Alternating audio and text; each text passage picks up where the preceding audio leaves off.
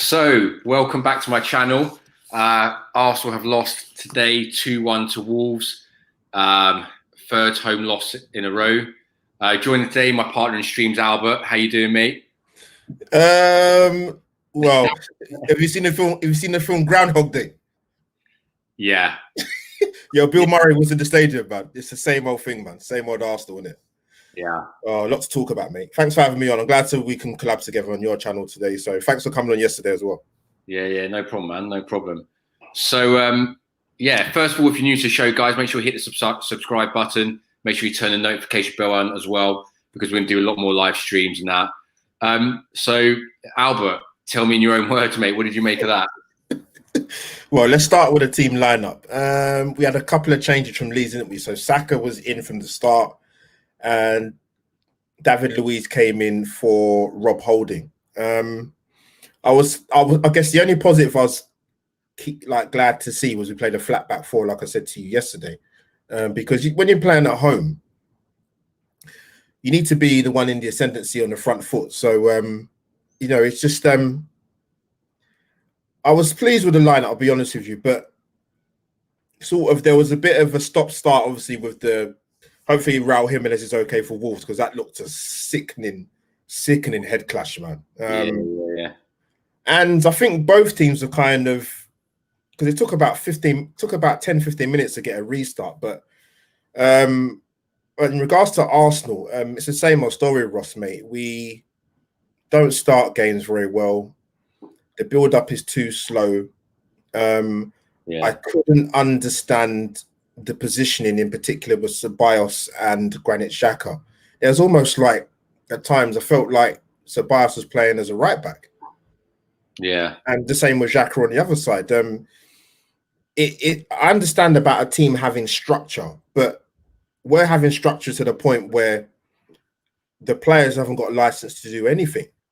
Yeah. I mean, we kept Ceballos on for another year on loan, mate.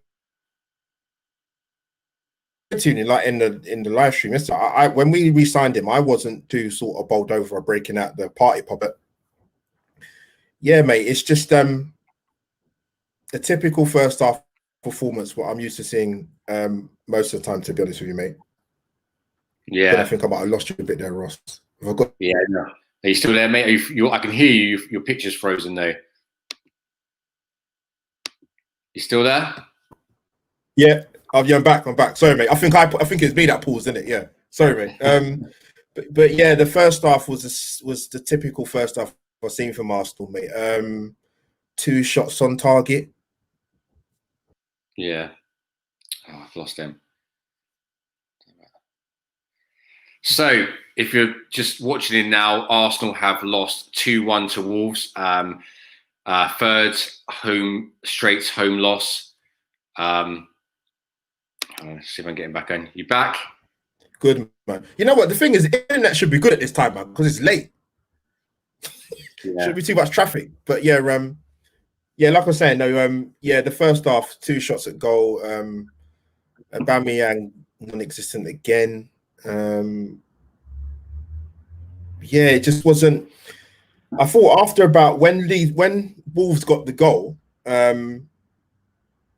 I looked at the first goal, mate, and the 2 danger men I thought for Wolves before the start of the game, with Jimenez, I thought would have been Pedro Neto, which he was, and Daniel Podence to the middle of the park. And they bossed it, mate. They gave us problems in that first half, and they went ahead. They deserved to go, to be honest, in my opinion. No one's reacting to the, getting into position. No one's reacting to the second balls. And they go 1-0 up. So, yeah, mate. I don't know if you saw it, Ross, if you remember, but there, on about 40 minutes, there was they showed Aubameyang's touch map, and he had 5 touches, my friend. Yeah, 5. That was it. Yeah, and go on, mate. You come in. I want to hear what you got to say. in my view, it is a bit his fault, obviously, but the problem for us is our midfield's crap, mate. I'm sorry, but they're crap, and he's got no support there. Firstly, I'm not a big fan of playing one striker up front. I never have to, because you isolate him. Yeah. And when you've got a midfielder that isn't giving him any of the ball, it's like, well, what can he really do? You know, I mean, Granit Xhaka, I don't care. I don't know what some supporters see in him. Like, literally, he's rubbish. Like, the amount of times he doesn't track back or track runners and they end up fucking scoring is unbelievable. And you've got people who will fucking go, oh, he makes a big difference to our team. You're fucking joking. He is useless and he needs to be out of Arsenal ASAP.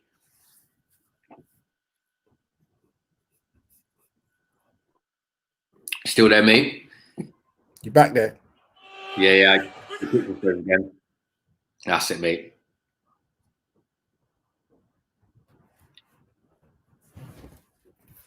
Yeah, I can hear you, mate. Go for it.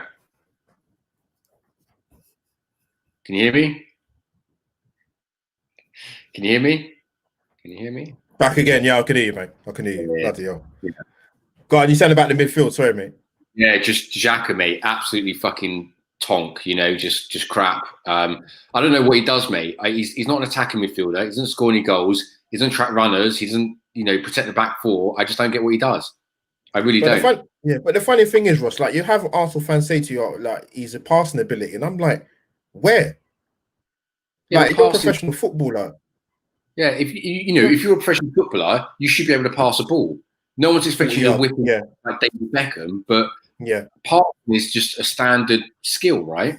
Yeah. You know, I give people a better pass, but fucking hell, he's not even doing that. So, you know, it's mad, Ross, because I think like, he's a professional footballer. Like, you should be able to hit a 40-yard diagonal pass. Like, I don't see the passing ability that a lot of Arsenal fans are talking about with him, or his passing range. I don't see that even when he plays for Switzerland. So why is it that Arsenal fans seem to see it when he's in an Arsenal shirt? I don't see anything that he does. Anything. I mean, people said about a long-range shot as well, scoring goals. He did what? 2 in the first season? That was 2 seasons ago. This is his 4th season at Arsenal. I mean, you know, he's absolutely bollocks. And even Danny Ceballos, like, he had a good run in the second half of last season. But not consistent enough. Like, what is he doing now that makes you think, do you know what, Real Madrid, I want to give you 25 million for him? Nothing. Yeah, Ross, that's what I said. Like, when we signed him again on another year's loan, I was like, I wasn't that impressed, mate, to be honest. Yes, people can talk about, you know, the back end of last season, him and Xhaka played well, but I keep saying it. The reason why him and Xhaka played well is because he played a system that allowed them to flourish, because they're playing 3 centre backs and two full backs as wing backs. That's why they played well. If you're playing a flat back 4 and you've got Xhaka in your midfield, mate, the maths don't add up. It's not going to be a good end result. It's just not. Like, the amount of times he gave the ball away today. I mean, some of his passing, you know what? I think Wolves, particularly in the second half, mate, they targeted him 100%. Yeah, definitely. I agree. Anytime he got the ball, bam, on him, because he can only turn one way, to his left.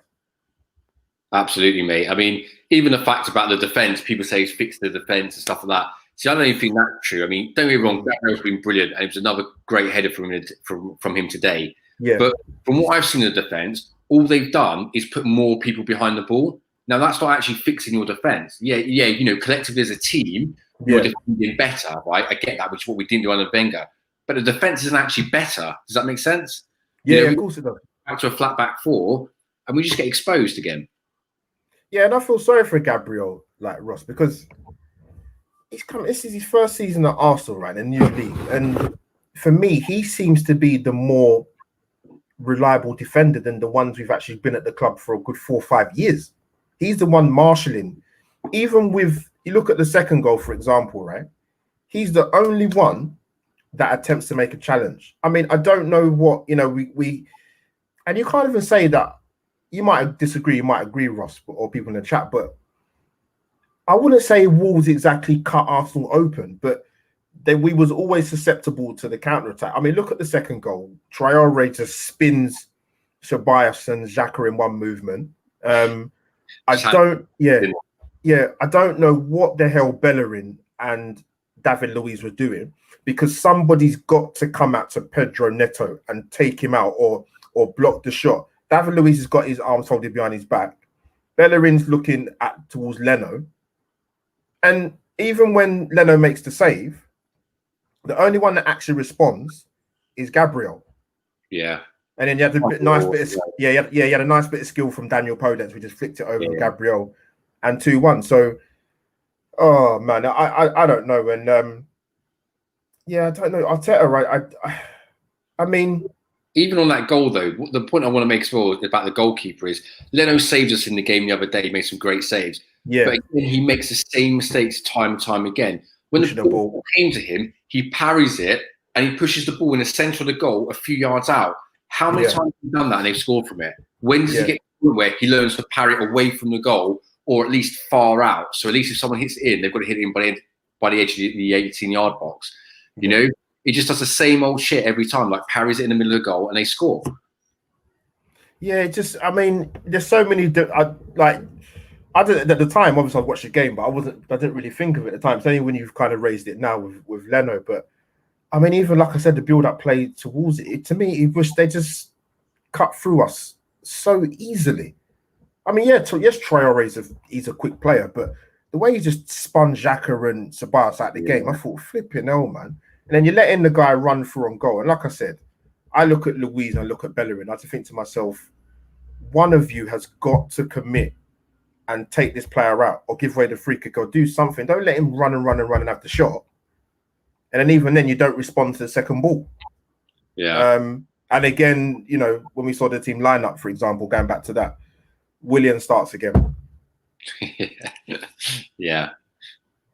I mean, even when we get to half time, mate, I was shocked actually, even after the collision with David Luiz and Jimenez, that I know, you know, there's medical protocol and I understand that, but to me, look, I don't need to be a doctor to see that David Luiz didn't look all right. Yeah, he should have gone 100%. Yeah, and to me, that was again with Arteta. What I'd like to see him do a bit more, mate, particularly like if the first half hasn't worked out well, which it hasn't done for quite a few fair weeks. Be proactive instead of reactive. Nelson should come on at halftime. I don't care what anyone says. He should come on at halftime. Not you wait 20 minutes into the second half, then you bring him on. That's it's not. You're not being active and you're not being proactive in your substitutions. We're chasing the game. Yeah, I mean, someone made a good point the other day where they said it seems to me all we do is defend, and see if we can nick a goal. That's basically our tactics. Yeah, it's true because even if you look at the home game against Villa, if you look at the disallowed goal for Villa and within about 46 seconds, you had 10 Arsenal players within 18 yards. Yeah, from the goalkeeper to the edge of the box. That can't be. I mean, what kind of structure is that? Because if you win the ball, who's your outlet? Yeah. So you're right. Like I don't know. It's crazy. Like I said, the patterns of play are slow. Like I said, I agree with you about Xhaka. I don't understand why sections of the fan base keep riding out for this guy. He's been here. What's this? He's full fifth season at Arsenal now. Yeah. Who's this? Xhaka. Yes. Yeah. No. We should have got rid of him, a year ago when we could have done, or last January. Yeah. I can't believe Arteta convinced him to stay. I mean, I don't get it. It's mad. Like, Arteta's shooting himself in the foot, mate. Like, I've said this on my channel a million times before, Rossi. I don't know if you heard me say it, but it goes back to what I keep saying to people. They get bored of me saying it, but I'll keep saying it. When I look at that documentary with Patrick Vieira and Roy Keane, Best of Enemies, and the guy Gabriel Clark asked Patrick Vieira what's Arsene Wenger's greatest strength, greatest weakness, and he had the same answer for both questions. He said trust. So I fast forward that to Arteta. Like when you came in, you must be able to identify the players that you definitely cannot trust and know that are not going to take you forward through a 38-game season. But he's doing the same mistakes, Ross. Like the loyalty to Eddie Nketiah, even though he hasn't played in the last couple of games, the loyalty to Willian, David Luiz. You're making Lacazette. You're making the same mistakes. Yeah, you're absolutely right. Like he doesn't even look to change it. I know he's recently put a bang in the middle, and I agree with that. But I mean, Willian can literally, break the law, go to Dubai, and he still gets picked. It's fucking ridiculous, isn't it? You know. Mate, before we came live, I was looking at somebody at Twitter. It's going off, man. When I come off this live stream to you, man, I'm gonna go and see what people are saying, man. To see a couple of interviews, and someone made a good point. I've seen this guy. I can't remember what podcast he's on. And in regards to Aubameyang, I think we're getting to a stage where I wouldn't say all the Arsenal fan base say it, because obviously he's got a good goals record and we know that. But yeah, they're starting that. They've been saying it for quite a long time, where, you know, the sort of the buzz sentence, inverted commas, he gets no service. That, which is partly true. But like I said, when I play football the level that I played at semi-professionally as a striker, you got to do more, man. Like you look anonymous, whether he's on the left, he's in the center, and it's no coincidence that touch map. Five times you touched the ball. Yeah. Yes, that's partly down to the fact of the midfield not getting you supply and your wide guys in the attacking areas. But come on, Ross, man. I mean, Harry Kane, for example, right? I saw the stat a few weeks ago. It's had more than almost triple the shots at goal than Aubameyang's had. Triple. And they're both strikers. I mean, like, me and you both played as a striker when we played. And I knew that if I was isolated up front, I've got to come deeper to get the ball, because you just stand up there on your own, unless you're a big target man like Giroud or something, where they're going to pump out to you and you're going to hold the ball up. It's ridiculous. You've got to come deeper or contribute something in some way. You can't just stand there. Otherwise, you might as well play against 10 men. You know, you're doing absolutely nothing. So, I mean, it actually looks to me, Aubameyang. You know what it is as well, Ross. Like, even you're frozen again, mate. Oh, back again. Yeah, go on. That's it. Can you hear me? Yeah, I can. Yeah. I can't hear you, mate. You've lost you again. Can you hear me? Back again? Now, yeah. Yeah, I got you. So, yeah, you know what it is as well? Like, with Arsenal, and it's quite a common theme now. I was looking at sort of the possession stats, and it actually doesn't make any difference with Arsenal, whether we have more possession or we have less. It's the same. Like, in the first half, Wolves had 56% possession, Arsenal 45%. Second half, I think for the match, Arsenal ended up on 56% possession. Wolves had 44%. It makes no difference. Yes, I would say there was a little tiny bit more intensity from Arsenal coming out in the second half. But Ross, you know what I mean? They have to do that because we're 2-1 down. Sure. It can't be the same as it was in the first half, which is just non-existent. I mean, we had 2 shots in the whole match, mate. 0 shots on target in the second half. Yet we had more possession than Wolves. At home as well. It's just it's crackers. Like, when you watch us play, I get the impression, like, I look at Aubameyang, right, for example, but his body language looks. You're breaking up there, mate. You still there? Still there, mate?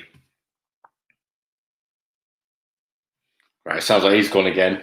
From my side, I think Aubameyang, he looks like he's completely lost confidence in Arteta. The way he kind of walked off, he didn't really seem. Are you back again, mate? Yeah, back. Yeah, sorry, mate. That's all right. I was just saying there, like, Aubameyang, the way he walked off was like he'd lost confidence in the manager. He'd done with Emery. That's how it looked like for me, and not just this game either. Like the last 1 or 2 games, they look like they've kind of walked off and just gone working, you know, and they've just work either, you know.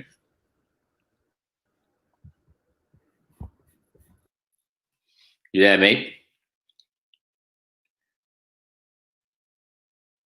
Albert, you there, mate? Fuck's sake. Yeah, you there? Yeah, I'm back. Back. You know, yeah. So what do you think about that? If I have to drop out. So what you saying? I didn't catch it. I mean, it looks like he's lost confidence in the manager. Fuck's sake.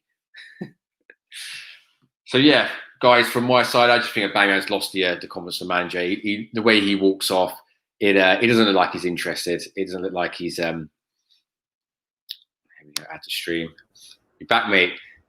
Man. Go on. Yeah. So, what you saying? Sorry, what you saying the last bit, mate? Yeah, it looks like Aubameyang's lost the confidence of or he's losing confidence in the manager. It looks like he's walked off like, what's the point? This isn't working. The manager hasn't got a clue what he's doing. I think it has. You know what? I think it probably goes a little bit back to the last transfer window, mate, in terms of the whole saga and whether he's going to sign the contract and sign the thing and all that. And whatever. Yeah. Listen, he might have been made some promises, mate, in terms of signings that were coming in. I can only speculate because I can't understand how you can come into new season, score in the first game of the season against Fulham.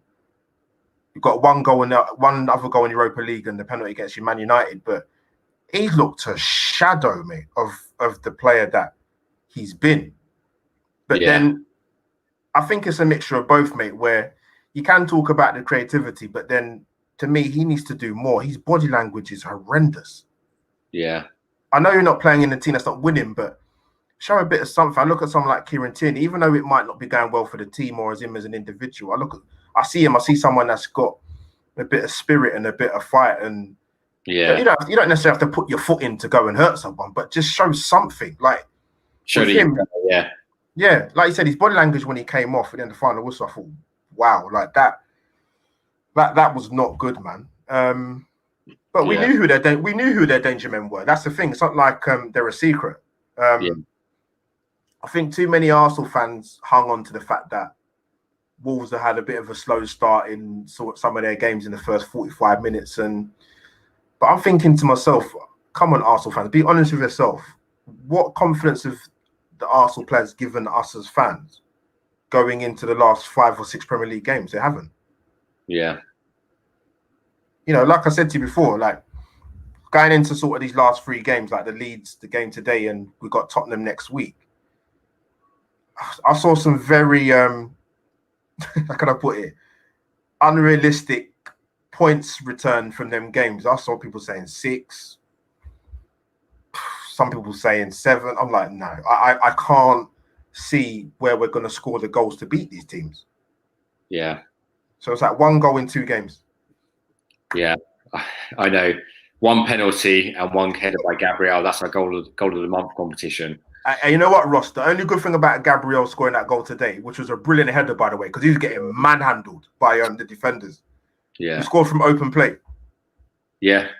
First one of the month, isn't it? Oh, my God. You know, and I'll tell you what, right? I don't know where we'd be without him because he's been brilliant, like, and scoring goals. It's not his first headed goal either. I think he scored against Fulham opening day this season. And has he got another one as well? Yeah, he's been a colossus, man. He's been an absolute colossus. He's been brilliant. We missed Partey, I think, massively, but someone made a good point that we're only 1 injury away from our midfield being crap again, which is exactly what today proved, really. You know, he was immense against Man United, and without him, our midfield just folds. They just crumble. Yeah, it's true. I don't know what happens. Like, what is it with players that come to Arsenal which they just pick up injuries? Yeah. I heard Thomas Partey had quite a flawless injury record. Yeah. Before he came to Arsenal. I even heard the same about Gabriel Martinelli. Well, the thing is, I remember someone saying this. I think Rio Ferdinand was on TV and he was saying something about the training ground when England played there. He said like the pitch was really hard and stuff like that. But I can't believe that they're not looking into it. Or they must be, because how can we just keep having injury after injury after injury? It's not a coincidence. Like, something's wrong there. Do you know what I mean? It's something they need to correct. Yeah, it is something wrong, because even all them years ago, I think at the time we had who did we have on the physio team? I think he was a German national team. Was it something Dawson? Was it? I can't remember the guy's name, but he got brought to the club a few years ago to come and help with the injuries. But I don't think it bloody worked. No, obviously not. Thomas Partey, can you imagine this? The 3rd game the guy's been missing now. Yeah. Like I said, he had a flawless injury record.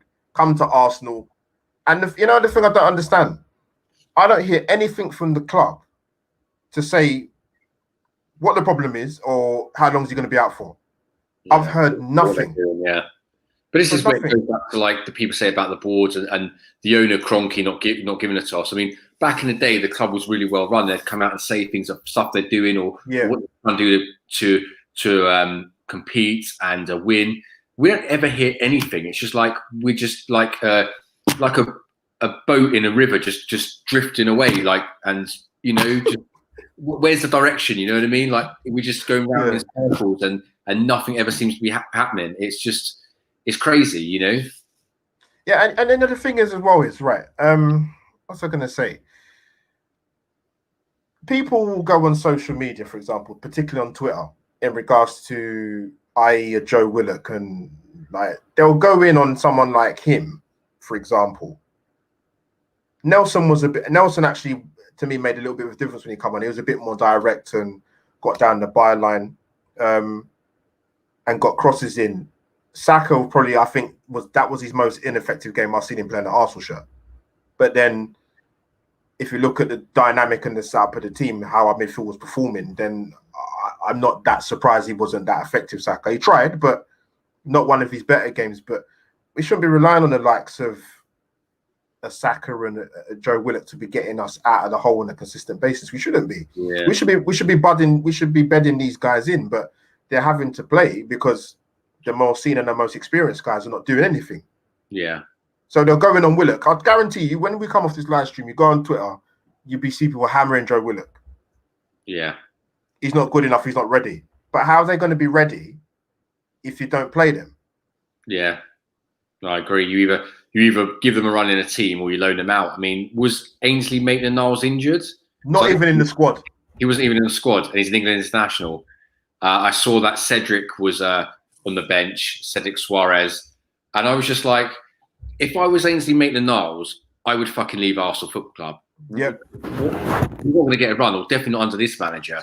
The only thing I could think of is, unless he was injured, is that Arteta is now trying to push him out of Arsenal. He's trying to sell him on. Because why else would you do that? Why else would you promote Cedric in front of him? You know?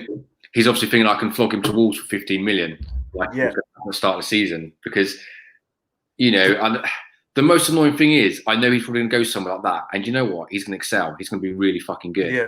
And we were sat there thinking, brilliant, another Martinez slipped through our fingers, you know, or another player, another Nabry, another fucking whoever else we let go and they found out, you know. It's painful to watch, man, because, you know, we're at home, right? Wolves have not beaten us at home since 1979. That's before I was even born. Yeah. I mean, Leicester was even worse. They didn't beat us for about 43 years. Yeah. I mean, in fairness, right? All this stuff about we haven't beaten these teams in so long. Some of these teams are actually really good teams now. You know, like Leicester are a fucking good team, and the fact, same with Wolves, right? Wolves are like the Portuguese national team. So this is the thing. I think some supporters have got like this arrogance about us. Oh, we're Arsenal. You know, we should be beating them. But actually, a really good side. They've got some really classy players. You know, I think the days are gone now where there was like a top 3 or 4 clubs or top 2, and everybody else was kind of like, oh, they were just competing for like, you know, the remaining European places. I mean, you've got teams there of the top 6 like Leicester, Everton, Southampton doing brilliant, Wolves, all these teams, Villa, you know, and they've all got money now. They've all got some great players. So, you know, this is what we're saying. You know, 13, 14, we probably are about right. That's probably about as good as we are, really. And if we get any worse, there's trouble. Now, you make a good point, because if you look at the teams above us, I mean, I had to shake Southampton at this stage of the season are above Arsenal. Wolves are, Leicester are. I think, who's the other team? Newcastle's ahead of us. Yeah. Go and talk to their fans. Listen, they're probably the group of supporters I feel sorry for the most in terms of supporting a football club, because some of the football they have to witness is just boring wrong, dire.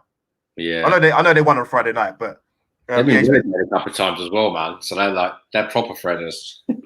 And you make a good point, because Wolves, I said it to people, Ross, like, I actually thought the game would be a draw. I went for 1-1. Because I just think we haven't beaten Wolves since they come back up. And to be honest with you, even the 2 games before at the Emirates, mate, they should have beaten us.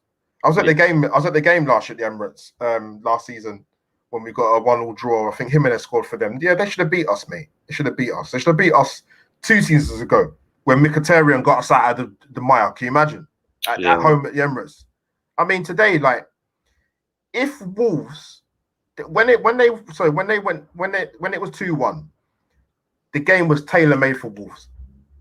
Ahead, hit us on their counter. Traore on the right, Neto on the left. Daniel Podence is running things in the midfield. Perfect. They had more shots on target than we did. Again. And the thing is, you know what it is, like, regardless of Arteta, whether you're an experienced manager or your first job, you know, it's a results business, my friend, man. And yeah, agreed. We're not winning games. The thing is, mate, right? You make a good point there in terms of, you know, of that. And the thing that people are saying is that, oh, you know, let him get his own players in and stuff. Wait till January. You know, Aouar, people are still on about this guy. But Aouar isn't going to change everything. One player isn't going to change everything. It's not like we're just missing one piece of jigsaw puzzle. We're missing a lot of players. Yeah. And even if we wasn't, right, you can't just go, oh, we're gonna, you know, waste 2 or 3 seasons till he gets like a whole squad of his own players. Well, it doesn't work. You've got to work with who you've got as well, you know? And I don't think he's at... forget today's result, for example. When I say what I'm going to say, it's like a general thing. Managers in football, head coaches, whatever you want to call them, you know, like I said, it's results business. The shelf life for a lot of managers, I mean, you'd be lucky if you get 2-3 years. Yeah. At the state Arsenal are in at the moment, and the way we're playing, I can't see him lasting long. But then I hear a lot of fans say Arsenal won't sack him. But then, if you do, who are you going to get? Loads of people, mate. There's loads of people out there. I mean, you've got Allegri sat there doing absolutely nothing. You've got Pochettino out of a job doing absolutely nothing. You've got Rafa Benitez in China, who I've no doubt would love to manage Arsenal, come back to the Premier League. You've got who else? You probably got Ten Hag and Nagelsmann, the 2 sort of young dynamic coaches in it. So, I mean, we would look at like approaching the Wolves manager, Nuno Espirito Santo, whatever his name is, before Arteta got the job. Oh yeah, you heard this fan base though, mate. Oh my god, like it's that. We can't get him. And the thing with the Allegri thing, right? I mean, you probably know this already, but they're saying when Arsenal whatever made contact to the representatives or whatever, Allegri don't take no shit. He's saying, look, how much are you giving me in terms of to spend on players? And he's saying to the Arsenal board, right, that what can you offer me? Why should I take the job? He didn't give a shit. And Arsenal said he was too arrogant. Yeah. Who's that? Allegri? Yes. Well, this is the thing. You know, if Allegri or top manager comes in, he wants a shitload of money, and rightly so. And that's probably why they went for a cheap option in Arteta. You know, they think, we can Arteta in. He'll just do with like 40, 50 million or whatever. Whereas Allegri's like, no, I want 200 million, and I want to get my fucking guys in. You know, and they won't do it. And sadly, I think that's why we'll never fucking compete again, because we're all about penny pinching and saving as much money as fucking possible, as opposed to the old boards where we actually had ambition and drive and we wanted to be the best. And it pains me to say it, but like it's almost like Arsenal and Spurs have switched around positions. You know, they're everything that we used to be. They're ambitious. A new stadium. You know, they're going out buying players. They're going to get top managers like Jose Mourinho. Whereas we're the other way around, where all we care about is making a few quid. It's true. It's true. Even with the same thing with Luis Enrique, who was linked with a job, to get the same thing again. Oh, we haven't got enough money to get him. We haven't got enough money to get Allegri. Yeah. How can Arsenal Football Club be in a position where you cannot afford to get managers? Yeah, but we'll spend 35 million on Granit Xhaka. We've got the money. We just don't want to spend. Oh my god! What we got? 280 million. Is it in the bank? 230 million. Yeah. You know, and I mean, you look at Ross. You look at we'll talk about Bellerin, for example, right? Oh my God, where do I start? If you didn't see some of the live stream I was on with some of the guys, they were just going in on him, like, because like we went and did the live stream yesterday, and not even just our live stream we did yesterday on my channel, but even if you just go on Twitter, for example, just for 10 minutes. Oh, but Bellingham's not been that bad. He's been all right this season. He's not bad crossing. I must be watching a completely different footballer. Did you see some of the things he's doing today? Yeah, it's embarrassing. And that's our right back. Yeah. I said it on your stream yesterday, that just because you've come through La Masia, Barcelona's academy, doesn't mean you're the next Dani Alves, There's a reason why he didn't make it there, and he's not good enough. And I don't, even if he was good going forward, which he's not, I don't care. You can't defend. You as a defender, you're not worth fuck all, Fucking get rid of him. Bin Xhaka, bin a fucking shitload of the others. Willian, Lacazette, they all need to go. They're not good enough. And even when they do have a good game, it doesn't matter. One good game doesn't mean keep them. They'll have 3 or 4 or 5 next games where they're shocking. It's not good enough, And you know what the thing is? I'll take it back to, Ross, I'll go even further. I'll take it back to someone made a good point to me the other day, actually, that you go back to the Europa League final against Chelsea and you fast forward to this season and the squad of the players. If we just concentrate on the first 11 that played in Baku. Yeah. There's only 3 players that are not at this club anymore. 3. Wow. Czech, Monreal, and Koscielny. All the other players are still at this club. Yeah. And they let us down as the fans on one of the biggest games of the season under Emery's first season. 8 of those players are still at this club. That's part of the problem. That's the first part of the problem. And I don't know where we go, mate, to be honest, because I think I see a lot of Arsenal fans in regards to Arteta, right? For example, but when he played for the club, he wasn't a good player. That's not the point. I think the thing you got to separate that. I look at it in the sense that until this board leave the building, whatever the phrase you want to call it, I don't want to see any ex-Arsenal player to be associated with this club in terms of managing this club or even in the coaching setup. I don't want to see any of them, Ross. Yeah. Because it's not going to change anything. Even a lot of people were worried, even when Edu came back in the capacity that he came back in, don't ruin your legacy. I don't know how skilled out or how good he is at his job, to be honest, Ross. So I don't know. I mean, you work with the Brazil national team in terms of, a board level. But yeah, man, like we've got some systemic problems at this club and it's just getting worse. And I said to a lot of people, I said to a couple of the guys a few weeks ago that I'm looking forward to North London derby. And I said that because Mourinho's still in charge of Tottenham, and 2, Gareth Bale's gone back there. So it just it spices things up a bit. But yeah, the way Spurs are playing at the moment, take into account our record at Tottenham's awful anyway. We're wondering about, was it 2013, 2014, Thomas Rosicky 1-0 at White Hart Lane? We've not beaten Tottenham away since then. Yeah. I mean, yeah, it's worrying as well. They're top of the league as well, and we've got to play them next Sunday. I mean, for me personally, if we get hammered there, for me, that's Arteta out. That's is that you're definitely on that? You're definitely on that, yeah. 100%. If we get smashed at White Hart Lane, I'm Arteta out. That's enough, And because the thing is as well, if you let it go on and on, it just gets worse. The more games go past, the more difficult it is for a new manager to come in and get those points back. There's only so far you can let it go. There's no point letting it, if it's not working, letting it go and go and go, and to the point that it's irretrievable. Because then you've just wasted another fucking season. And then the good players you have got, the Thomas Parties go, this is shit, I want out. Which you can do in the summer. He could do. He'd go, no thanks. Actually, I'd rather go back to Atletico or to a team that actually cares about winning something like Juventus or Bayern Munich or something. So yeah, the thing is, Ross, I'm not even shocked you're saying that, because not all Arsenal fans, obviously. Some Arsenal fans, way before, probably even a couple of weeks, maybe even before, were saying they want him gone.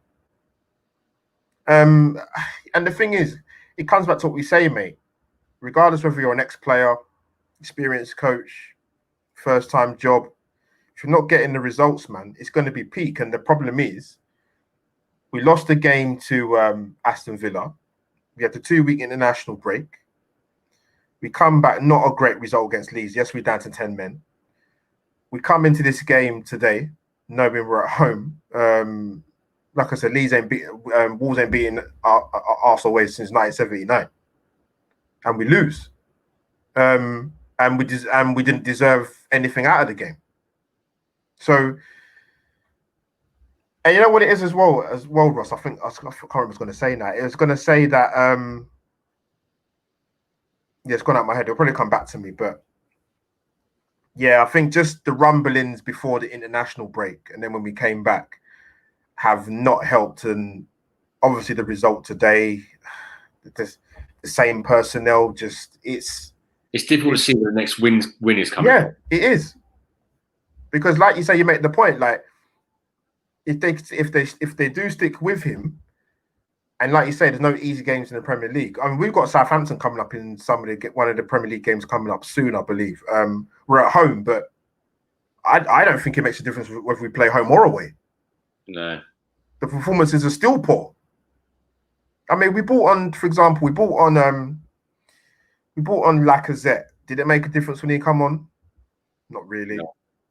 No. We had I think the two chances that I remember of any note was Saka had a very good chance in the second half when Bellerin actually put in a decent crossing. Yeah. But Saka's he's finishing let him down, and then I think Aubameyang had a headed chance for about just under 10 minutes to go. Yeah. Where to me, I thought he should have done better. Yeah, definitely. Because he got up early. Yeah, but yeah, man, 2 shots on target, man, throughout the whole game. At home, it's not good enough, is it? No, okay, and. Read out a couple of comments, mate. Robin, big up yourself, mate. Robin says, surely he should have played Nelson from the start. What's your thoughts on that, mate? Don't disagree. When I saw Willian in the starting lineup, I thought, here we go, deja vu. Even at worst, Ross, he should have come on at halftime, not 15, 20 minutes into second half, then you bring him on. Willian has not been effective since the first game of the season. Yeah. So we should have come on. So I can't disagree with that. Yeah, I don't understand how Willian keeps getting in the team personally myself. But I mean, apart from that good cross he set up for Gabriel, but other than that, apart from the Fulham game, opening game of the season, I don't really. Yeah, he's done absolutely nothing. Let's have a look at this one. Big up yourself, mate. Auburn knows if he plays well or not, he will play next week. That's a good point. You tell what, that's a good point, because it shows what's been systemically wrong at this club, mate. Accountability. Yeah. I mean, I totally agree. This is the thing that we people made about when we sold Martinez. The fact that Leno can have a shit game and he knows he's going to get picked the next week. So, you need to have people competing for places. And so you're right. That's been a problem at Arsenal for years. Yeah, absolutely. Some of them will play. Some of them will play week in, week out. Like the comments that obviously is aimed at Uber, but yeah, it is. There's no competition there, man. There isn't. Who's the competition in our midfield? Let's be honest. Who is it? Whoever's fit will play. Smash the like up, guys. If you're watching live, make sure you hit a like on the video. Nathaniel Roller Schooner, tap us out. I've seen this circulating quite a lot. Yeah, that's been circulating for quite a long time. Yeah. Where do you stand on the manager? And I've just said then there that if we get hammered by Spurs, I'm Arteta out. What about you? You know what? To answer that, if you don't get results, you lose your job. Simple. But what I'd add further to that is with Arteta, I don't understand. This is what I don't understand, Ross. Maybe people in the chat can help me because I need some sort of therapy. I don't know. But how can... All right, you want to make the team more defensively sound and a bit more structured. I understand that. That's fine. But What to the detriment that you can't attack? Yeah. That doesn't make sense, mate. The more I think about it, it doesn't make sense. Well, this is the thing, right? So when Arteta came in, I didn't want Arteta. I wanted like Yeah. an old manager like Mourinho or Ancelotti, because Yeah. our defence at that time was absolutely shocking, right? And it needed, in my opinion, an experienced manager who knew what the fuck he was doing to sort it out. Okay, Yeah. we didn't get Mourinho. We let him walk to Spurs. We didn't get Ancelotti. We let Everton get him, for fuck's sake. And some of the fans were saying things like, they play park the bus football, Mourinho does, and stuff like that. But look at it now, we couldn't be any more park the bus. We fucking tried. Yeah, with the Mourinho thing, I'll be honest with you, Russ, I was never on board for it. And I'll tell you why.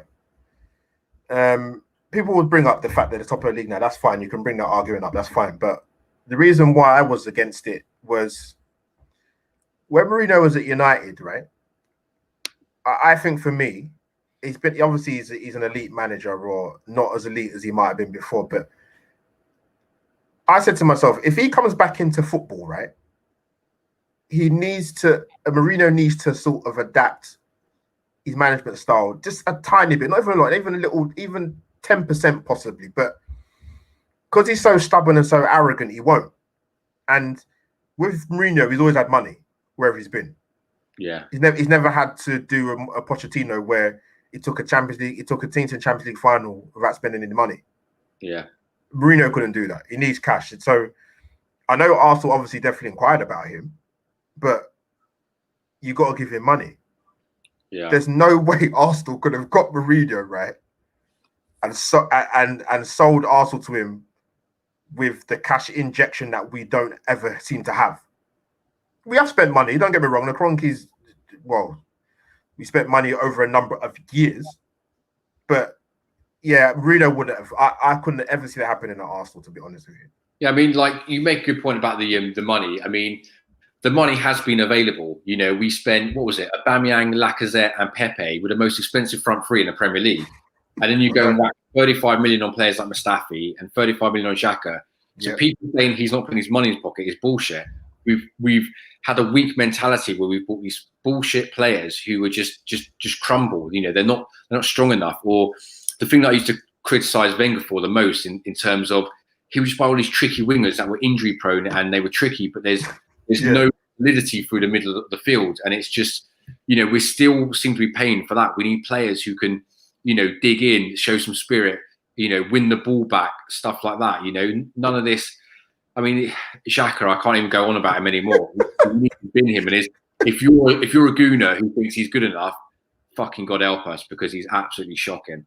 You make a good point about the mentality, because that is a big issue at Arsenal. I don't care what anyone tells me. Like you said, the comments, when Alexis Sanchez was there from Bellerin about, he wants to win too much. I made the comment to you on the live stream about, when Kieran Tierney joined Arsenal, I think some of the players were complaining apparently because he puts it in too much in training. Like, are you serious? The guy's got a winning mentality. If you're going to kick you up in the air, do it. Keep on doing it. You know what I mean? So the mentality is just, I don't know what is wrong at Arsenal. There's a comment saying Arsenal 10 goals in total. It's shocking. I don't think that makes it worse, Ross, right? Whatever media outlet you read, newspaper or search it on Google, Arsenal must have at least, I don't know, they must have about 8 stats in the top 10 which attribute to Arsenal in a negative way. Yeah. Set pieces, goals conceded, goals from open play. People talk about Calvert-Lewin's got more goals by himself. You know what I mean? They're damning stats, man. Yeah. Aubameyang, hardly no shots at goal for a striker. Come on, man. What's happening at this football club? Ross, we're in a mess, mate. Honestly. I know, mate. We're in a mess. Absolute mess. It gets worse as well. Like, do you know what? Let me just show this comment. Ball 101, big up yourself, mate. I don't have hope in Arsenal anymore. We have Spurs next week. I don't even know what happened to us. Do you know the funny thing about this, right? I think we'll get absolutely hammered at White Hart Lane at the moment. But the most Arsenal thing that would happen is that we actually get a result. You know what I mean? And I can't see it happening myself at the moment, but you know the funny thing, because a lot of Arsenal fans, when we had the international break, right? Oh no, we need to go and play another game straight away. I said, are you mad? I need the international break from Arsenal. Yeah. But I actually think, and people was gonna think I must be drinking too much alcohol or something, and I don't drink. That's the funny thing. This game coming up next week in the Premier League is the game they actually need, you know. If you had to pick a fixture off the back of what we've seen, you would pick this one, and it being away, because he's going to set up defensively, because he's been doing it since the back end of last season, but we're scoring goals then. Yeah, we're not scoring goals this season, so I think it'll be very, very, very interesting to see what team he puts out against Spurs, because we still don't know what's going on with Thomas Partey. I would be shocked if El Neni doesn't come back in next week. He's on the bench today, wasn't he? Yeah. And that Ross, I found strange, because he's not fit to play? What you don't want to play him? But I don't understand. Why was he not playing? Yeah, he seems to rotate a lot of the players, and it's yeah. Okay, Alex, big up yourself, mate. You are Arteta out tonight. So another one. It looks like this is growing. Like I said, I've said after the Spurs game, if we get hammered there, I'm Arteta out. You're still sitting on the fence in this one, aren't you, Al? But you haven't actually answered the question: are you Arteta in or out? Or if you're still Arteta in, when would you draw the line? When would you say enough is enough? You know what it is, Ross. I'm not even on the fence. I'm kind of either or, because at the end of the day, he's going to lose his job regardless. I'm not. I don't. You know what it is? The best way I'm going to answer this question, right, when you ask me that, because I definitely sit on the fence, believe me. But what it is, and I think you'll definitely agree with me, with some of the Arsenal fans, right? They have this, I don't know, like, why have you got such sentiment towards these players? Yeah. Why? They've not done anything for us in the last 4 or 5 years. Like, I'm talking about the group of players that like Wenger years and then Emery. Why do you have such sentiment towards them? You have Arsenal fans that would rather argue with you personally because Granit Xhaka is the captain of Switzerland. Yeah. Hector Bellerin's had an ACL. Hector Bellerin got called up by Spain. But Aubameyang doesn't get any service. They'll rather argue with you personally and have more sentiment for players. And I don't have any sentiment for them. And then you're paid very well to do something that you love, apparently. So if Arteta was to go, he goes. Like, I'm not, even if you did a tag team, right, with Klopp, Guardiola, and Mourinho as Arsenal managers, they would still struggle. Yeah, I'm telling you that. So that's my answer to the question. That's not answer at all. You haven't said in or out. You haven't said anything. No, I think he's in dangerous territory, mate. If we lose next week, I do. Graham, big up yourself, mate. We need to give him more time. So how much? Write in again, Graham. Tell me how much more time you'd give him. If you think you got him until Christmas. My personal view is, if you're going to get rid of him, you need to get a new manager in before the January transfer window. And I don't just mean a couple of days beforehand. You need to get him in to then assess the squad and see, okay, this is who we need and this is who I want to get in. Because I think doing it last minute or whatever is just not enough time. And Graham, you know what? Our board's too incompetent to make the right decision. You saw it with Wenger in his latter years. People say, we should have gone after we beat Chelsea in the cup final. No, you should have gone after we beat Hull in the cup final. That was 6 years ago. And we could have rebuilt it since then. And even then we went 2-0 down to Hull City. Hell. I mean, we needed extra time, didn't we? Yeah, 100%. He is trying to... Graham, he has tried to sort out the defensive issues, true, and he's just gone too far. We need to start playing two up top. Yeah, something we touched on earlier, wasn't it? I said that I don't like the idea of playing one striker up front. It's a bit isolated for me.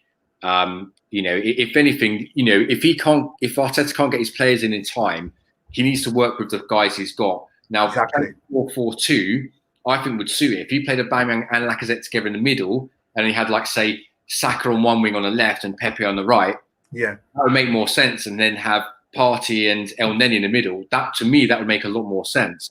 But some people seem to think that 4-4-2 is a bit of an old school tactic. But he needs to try, Ross. He needs to try bloody something, because the thing is, and I've said it before, like irrespective, whatever three players you play up front, it does not work. So play the two.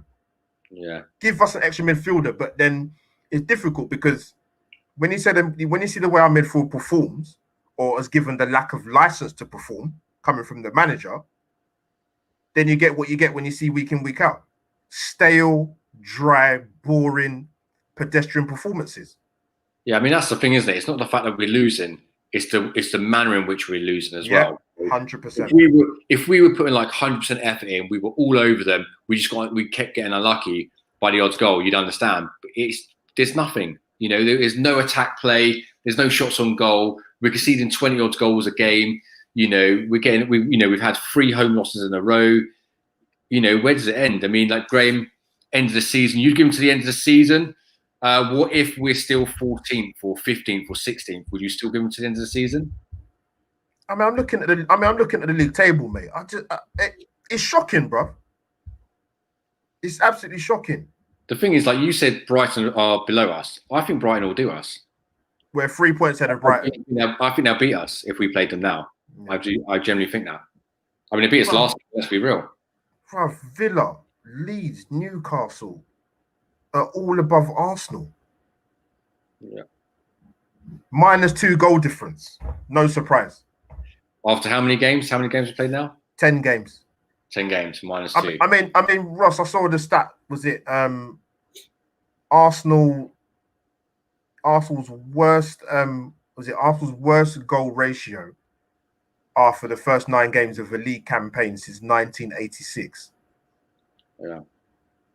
I mean, we're going back to George Graham days, man, when he first started at Arsenal in his managerial career. It's just, that's what I said to you, like when I said to you earlier about the stats about Arsenal. We must have about 40 different stats that are just condemn what we've been like in the last few years and this season. It's terrible. 1986. Wolves is 1979. Leicester not too long ago, not beating us in 40 odd years. Like, what's going on at this football club? Yeah, it's terrible. I mean, like even when we said on your stream, I think yesterday that when Emery was manager and the board were picking the players, I mean, from what we hear, he wanted Zaha in, and the board went out and got play. And for me, that doesn't sit well with me. You know, if you're the manager, you get your players you want. You know, if he's too expensive, you don't have the money, fine. If the player doesn't want to come or wants to go to another club, fine. You know, but just deciding, no, I'm going to give you somebody else. I mean, what the fuck is that all about? Ross, you raised a good point, because even when Emery's first season, he wanted the likes of, he didn't want Torreira, he wanted Fabinho. He wanted to bring people like Nzonzi and Evie Banega to that's who Emery wanted to bring. But you don't get any of them players. The thing is, when he's interviewed for the job, surely they say to him, who's the list of players, you know, like the top 10 list of players that you want at the club? They must have said that, right? Yeah. I mean, I don't agree with some of the players. I don't think they're good enough for Arsenal. That's not me being arrogant or, you know, being, too snobby about it. I just generally don't think they are. I think Nzonzi's playing for, is it Rennes or something like that? I don't know where Nzonzi's at now. Oh, he's in the French league somewhere. Yeah. But you've got to interview him and say, what's your style of play? Who are the sort of players you want to bring in? You know, all that kind of stuff. Not just, give us like a shopping list on the back of a cigarette packet, and we'll go out and we'll give you who we decide to give you. I mean, what the fuck is that? Because I remember that he wanted Fabinho, mate, and we got Torreira. Yeah, look how that worked out. Okay, no, I mean, to be fair to Torreira, when I saw him playing the World Cup in 2018 in the second round match against Portugal, different class. When I was linked, I thought, you know what, this guy's got something about him, he's got some bite. But the way Emery deployed him, man, as a number 10. I know we've been, waiting around for seasons on end to try and get like a good defensive midfielder. We got one, and he played him as a number 10. Made no sense. And the thing is, it's bleak for Arsenal, because It's I remember I remember this was on I saw this on AFTV actually. This not last season, the season before when we lost to West Ham at their stadium. We played in the mint and turquoise kit. We lost 1-0. I think it was Declan Rice's first goal for West Ham actually. Yeah. And I remember he interviewed an American fan after the game, right? Who came over to London to watch the game.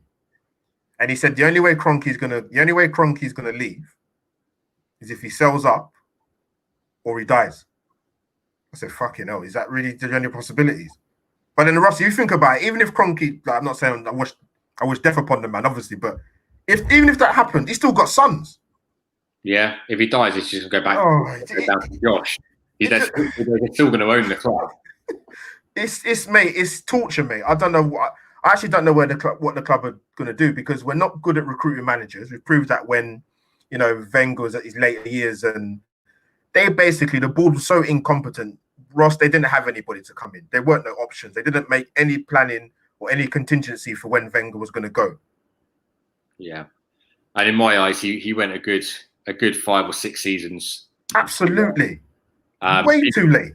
People are saying like Wenger in. I mean, don't get me wrong. What he did for the club was unbelievable. The first 10 years was unbelievable. Yeah. But the last 6 years, yeah. Like I made a good point in my, give myself credit. Go on, mate. In terms of, he never looked to sort out that defence, and I understood that. And my personal opinion is, if he would have sorted out that defence, he'd probably still be Arsenal manager now today. Mm. Yeah, and that's the thing, with the Arsenal fan base, sections of it. I won't say all of them, but because obviously I don't know everyone. But you make a good point with Wenger in the sense that even when we got Emery, and I said it on my channel, and I've no problem saying it again on yours, because sections of the Arsenal fan base was such Arsene Wenger loyalists, like he was their father. I think they wanted Emery to fail from the beginning, and I generally believe that. I don't think any of the Arsenal fans are on board whatsoever. I think you get that with managers. If they're not a popular choice, they're quickly turfed out. I mean, you look at what happened to David Moyes at Man United. He was not a popular choice after Ferguson. I mean, anyone who would have come in after Ferguson would have found it difficult. But especially as they didn't want someone like David Moyes, they wanted like a flash name like Pep Guardiola and stuff. As soon as he lost a few games, they started flying planes over the stadium with banners saying Moyes out and stuff like that. So yeah, I totally agree. If he's not a popular choice, he can quickly be out the door. Yeah, and what made it worse, because Wenger was there for so long, that we missed out on managers. Klopp is no secret. Guardiola is no secret. The main two. But when Klopp first came available, I was like, get him while he's there now. And even Mourinho, I personally believe they sacked Pochettino quickly because they thought we would get Mourinho. They saw him available and was like, no, fuck it, we need to get him. Do you reckon? They did, yeah. That's exactly what I think happened. That's because it was.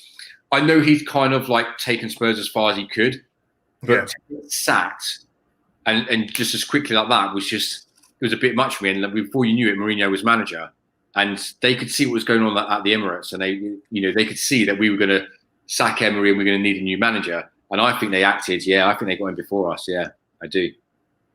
That's interesting. Because I've not met any Arsenal fan that's kind of said that. So yeah, it's but the difference is Daniel Levy. Whatever you think of him, he's a shrewd git, man. That guy, he's.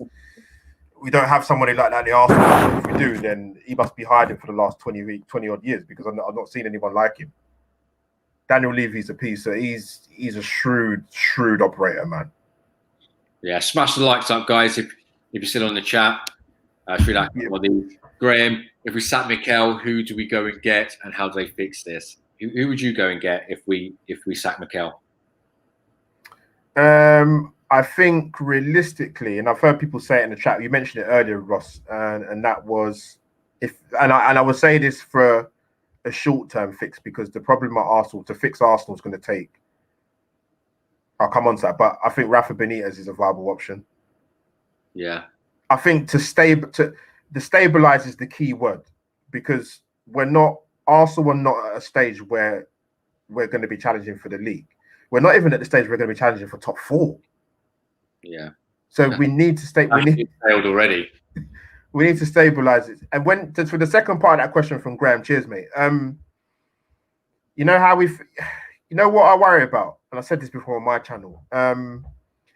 If you look at Liverpool, and I don't just mean about Klopp being there for the time he's been there and what he's done. Liverpool have come with some amazing history.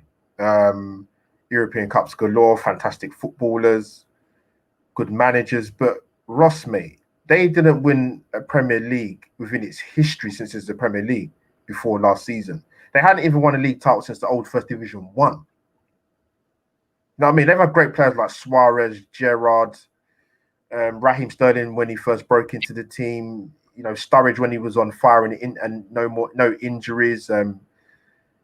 It's pretty conceivable. And I'm talking about Arsenal in terms of winning the title. It could be another 15, 20 years. Yeah. It's that bleak, but it's realistic. Yeah. And then some. So who would you go out and get then? Would you get I would get Benitez to stabilize it personally. If I was going for my ultra top target, I would have been happy with Pochettino last season, but we didn't get him. Look at people like Ten Hag and Nagelsmann. Those are the sort of guys for me you need to be looking at. Yeah. But you know what, Ross, we're gonna have the same issue, mate. We've still got the same board, unfortunately. Yeah. Yeah, cool. We're gonna wrap this up in a couple minutes. We're doing over an hour. If you're still online, guys, smash a like up. Make sure you smash it. To the channel. Also subscribe to Albert's channel if you haven't already. So just gonna finish off with then. When would you say enough is enough from Mikel if it carries on this way? How long has he got? The Spurs game, or would you give him longer? I'll tell you what, I think he will get longer, irrespective of the result next week. I generally believe that. Whether that's right or not, who knows? Flip a coin, but I think they'll keep him on. Yeah, but when would you say enough's enough? What's our fixtures? I know we've got, off the top of my head, so we've got Southampton coming up. Yeah. Burnley. Let's have a look. See what we've got coming up. I was going to say, yeah, because that's going to be key, man. We have got, after we're not including Europa League, we've got Spurs away, got Burnley at home, Southampton at home, Everton away, and then that's the cup match for Man City, and then you've got Chelsea at home for Brighton away. We've got Chelsea Boxing Day, haven't we? Yeah. You know what? If this carries on the way it is now, he won't make the new year. Yeah. He won't. Still dodging the question, mate. When would you say enough's enough? I think he'd be lucky to make it before to the new year, mate. I'll be honest with you. I think so too. I think he'd be lucky to make it. The way we're playing and the fixtures you just read off, culminating in us playing Chelsea on Boxing Day, I think he will do very well to make it before the new year. I think he'll do very well. Yeah, me too. Right, listen, I'm going to wrap it up now. Thanks to everyone who's watching. Make sure you put a like on the video. Make sure you subscribe, and make sure you subscribe to Albert's channel as well. Where can I find you, Albert? Yeah, Albert JTV.